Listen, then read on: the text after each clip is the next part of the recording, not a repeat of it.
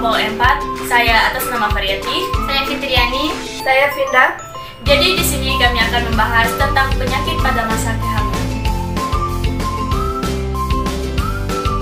Penyakit pada masa kehamilan adalah tubuh perempuan yang mengalami banyak perubahan.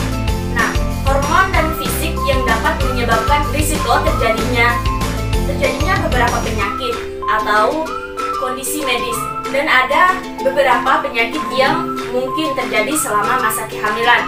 Yang pertama itu adalah hiperemesis gravidarum, dan yang kedua itu preeklamasi, yang ketiga diabetes gastroid, dan yang keempat adalah infeksi saluran kemih, dan yang kelima adalah anemia, yang keenam kehamilan ektropik, dan yang ketujuh keguguran, dan yang ke-8 adalah kelainan jantung.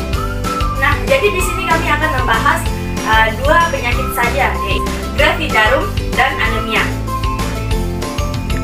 Nah, jadi di sini saya akan menjelaskan dulu hiperemesis gravidarum. Hiperemesis gravidarum. Hiperemesis gravidarum adalah kondisi medis yang terjadi selama kehamilan yang ditandai dengan mual muntah yang darah dan berlebihan yang dapat menyebabkan dehidrasi, tidak keseimbangan elektrolit. Terus pada ibu hamil, gejala hiperemesis gravidarum umumnya itu dimulai pada trimester pertama kehamilan dan dapat berlangsung hingga trimester yang kedua. Sebelumnya, kehamilan kembar dan kondisi kesehatan tertentu seperti tiroid yang tidak seimbang. Nah, pengobatan hiperemesis gravidarum terapi cara intervena, obat anti mual, dan pengobatan terkait gejala. Nah, yang kedua itu adalah etiologi. Etiologi hiperemesis gravidarum tidak ada satu penyebab untuknya, tetapi ada beberapa faktor telah diidentifikasikan yang dapat memicu kondisi. Faktor yang pertama itu yaitu perubahan hormon. Perubahan hormon ini akan meningkatkan kadar hormon kehamilan seperti human chorionic, gonadotropin, dan estrogen. Diyakini memainkan peran penting dalam terjadinya hiperemesis gravidarum. Nah, poin yang kedua adalah faktor genetik. Beberapa penelitian menunjukkan bahwa hiperemesis gravidarum dapat diturunkan kepada keluarga dan ada faktor genetik yang memainkan peran dalam kondisi. Dan yang poin ketiga yaitu stres psikologis.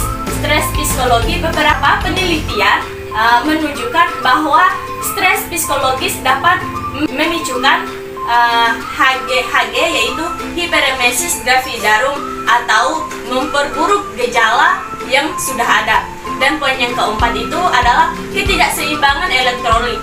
Ketidakseimbangan elektrolit itu adalah muntah yang berlebihan dapat menyebabkan ketidakseimbangan elektrolit dalam tubuh yang dapat memperburuk kondisi dan menyebabkan terjadinya dehidrasi. Yang ketiga adalah tanda dan gejala.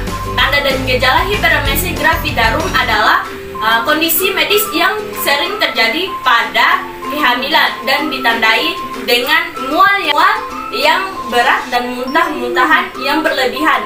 Beberapa tanda dan gejala yang umum terjadi pada hiperemesis gravidarum adalah poin pertama adalah mual yang berat dan berulang-ulang sepanjang hari. Poin yang ketiga yaitu muntah-muntah yang berlebihan dan sering terjadi. Dan yang ketiga yaitu kehilangan nafsu makan atau tidak makan sama sekali. Dan yang keempat itu adalah penurunan berat badan yang diidentifikan.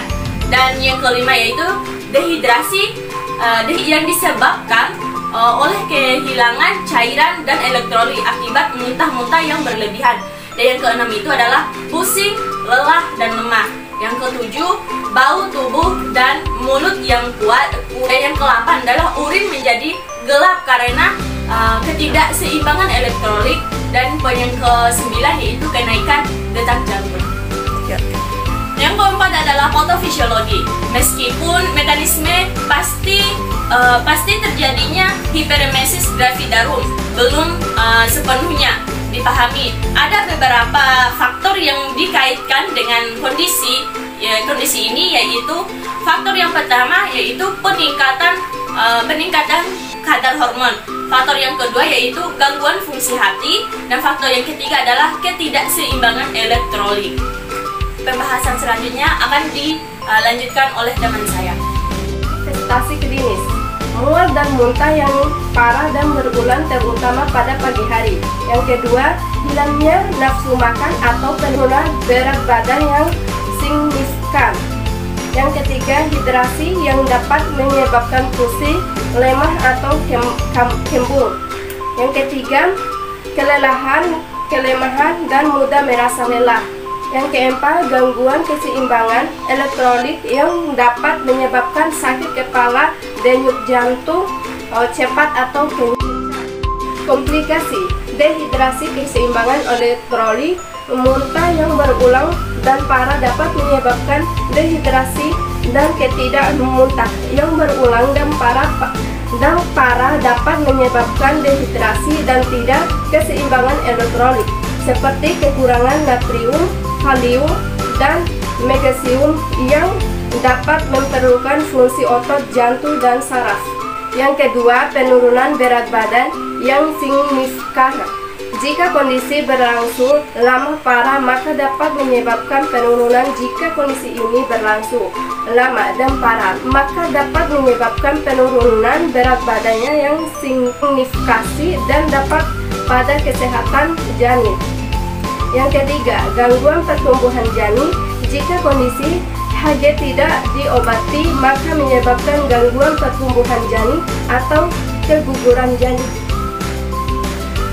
Penelaksanaan terapi cairan dan elektronik. Pasien dengan HG mendapatkan cairan intervena dan suprametrioid untuk mengatasi hidrasi dan tidak keseimbangan elektrolit.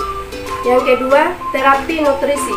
Pasien dapat memerlukan nutrisi intervensi untuk memperbaiki nutrisi. Obat antiemetik.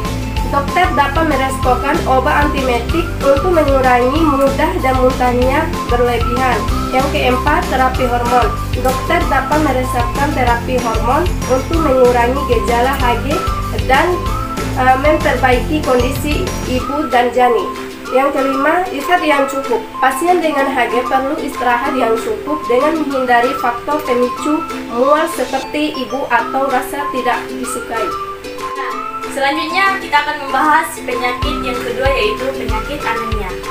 Penyakit anemia pada kehamilan terjadi ketika hemoglobin dalam darah ibu hamil menurun di bawah ambang normal, biasanya karena kekurangan zat besi. Anemia pada kehamilan dapat menyebabkan komplikasi seperti kelahiran prematur, bayi dengan berat badan lahir rendah, dan anemia pada bayi baru lahir. Nah, adapun gejala anemia pada kehamilan termasuk kelelahan, sesak napas, pusing, pucat, dan jantung berdebar-debar. Dan yang kedua itu adalah etiologi. Adapun etiologi anemia ini, yang pertama adalah kekurangan biji besi, dan yang kedua adalah kekurangan asam folat, dan yang ketiga itu adalah riwayat penyakit nutrisi, dan yang keempat adalah gangguan penyerapan nutrisi, dan yang kelima adalah kehamilan ganda. 3. Tanda dan gejala. Beberapa tanda dan gejala yang umum terjadi pada anemia adalah: yang pertama, kelelahan dan lelah yang berlebihan. Kedua, sesak napas atau napas pendek saat melakukan aktivitas fisik ataupun olahraga. Yang ketiga, pusing dan kepala ringan. Keempat, kulit pucat dan kuning. Kelima, sering merasakan dingin. Keenam, nyeri dada. Yang ketujuh, nafsu makan menurun. Kedelapan, kuku dan rambut rapuh. Yang kesembilan, detak jantung cepat atau tidak beraturan. 10, gangguan konsentrasi dan penurunan berat ingat. Patofisiologi. Kehamilan dapat mempengaruhi produksi sel darah merah dalam tubuh dan menyebabkan anemia. Beberapa faktor yang mempengaruhi patofisiologi anemia pada kehamilan antara lain: yang pertama, kebutuhan zat besi meningkat. Peningkatan suplemen nutrisi termasuk zat besi yang dapat digunakan untuk memproduksi sel darah merah. Jika asupan zat tidak cukup, maka produksi sel darah merah akan terganggu dan menyebabkan anemia. Dan yang kedua, gangguan absorpsi zat besi. Beberapa kondisi kesehatan seperti penyakit celiac, penyakit Crohn atau gastrotomi, pengangkatan lambung dapat mengganggu penyerapan zat besi dalam tubuh dan menyebabkan anemia. Kurangnya asam folat. Asam folat diperlukan memproduksi sel darah merah, sehingga kekurangan asam folat dapat menyebabkan anemia. Yang kelima, pendarahan. Pendarahan selama kehamilan dapat mengurangi jumlah sel darah merah dan menyebabkan anemia. Manifestasi: kelelahan dan kelemahan, nafsu makan berkurang, sesak nafas dan pusing, peningkatan detak jantung dan tekanan darah rendah, sering mengantuk dan susah berkonsentrasi, pucat pada kulit dan membran mukosa. Karena gejala-gejala umum pada kehamilan seperti kelelahan dan kelemahan, maka perlu dilakukan tes darah untuk mengetahui apakah ada anemia atau tidak. Saya akan melanjutkan komplikasi keterlambatan pertumbuhan janin. Kekurangan oksigen yang disebabkan keterlambatan pertumbuhan janin atau bahan kelahiran prematur. Yang kedua, kehamilan ektopik. Kekurangan sel darah merah dapat menyebabkan masalah dan implementasi janin dan mengingatkan risiko kehamilan prematur dan baik dengan berat lahir rendah. Penelaksanaan suplemen besi.